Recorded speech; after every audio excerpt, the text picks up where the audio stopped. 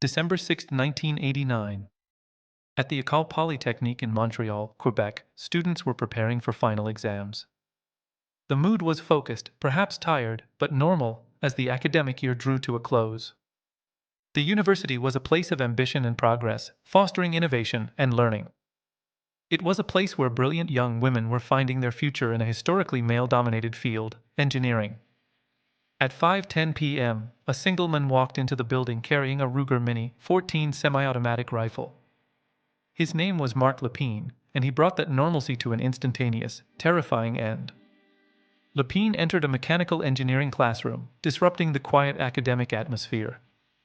He ordered the men to leave, singling out the women present. The women were forced to stay, trapped in a horrifying situation. He spoke briefly, announcing his motivation: "I am fighting feminism." He then opened fire on the 9 women inside, initiating the massacre. Over the next 20 minutes, Lepine moved through the building, continuing his rampage. He targeted the cafeteria, a drafting room, and a corridor, hunting specific victims. His mission was not random, it was a targeted act of misogynistic hate against women.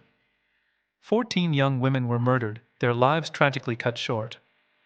These victims included engineers, students, sisters, and friends, all with bright futures ahead. 10 women and 4 men were also injured, bearing the physical and emotional scars of that day. It was a massacre that changed the Canadian psyche forever, leaving an indelible mark on the nation. The carnage ended when Lepine turned the gun on himself in an empty classroom. But the trauma spread instantly across the country, impacting countless lives. The scale of the violence, focused entirely on women, forced a national conversation. This was the first major mass killing to be explicitly identified as an act of hate against women in Canada.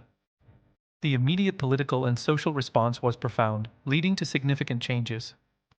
Canada established December 6 as the National Day of Remembrance and Action on Violence Against Women. This day serves as a permanent reminder of the tragedy and a call to end gender-based violence. The incident also became a major catalyst for sweeping changes to Canada's firearms regulations. It led directly to the introduction of stricter gun control laws and registration requirements. The loss remains indelible, a wound in the nation's history. These women were robbed of their futures, their careers, and their chance to shape the world. They are remembered as symbols of potential loss to hate, a stark reminder of the cost of misogyny. Their names, like Genevieve Bergeron, Helene Colgan, and Natalie Croteau, are read every year. This ensures this foundational tragedy is never forgotten, serving as a permanent call to end gender-based violence. If you believe these stories must be told, please like, share, and subscribe to our channel. It helps ensure these voices are heard and that the lessons of history are never lost.